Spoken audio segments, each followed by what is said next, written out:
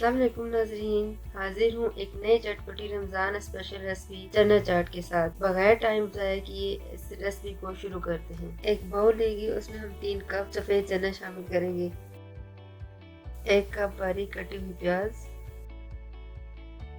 1 cup बारीक कटा हुआ टमाटर, 2 कप के करीब बॉयल किए हुए आलू,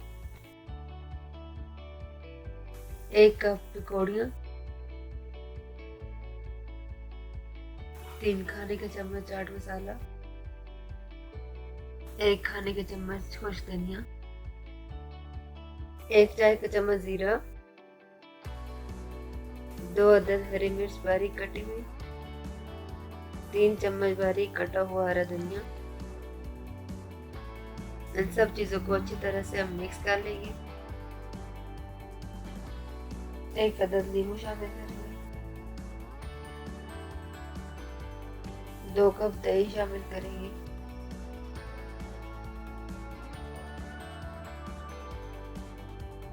इन सब चीजों को अच्छी तरह से हम मिक्स कर लेंगे।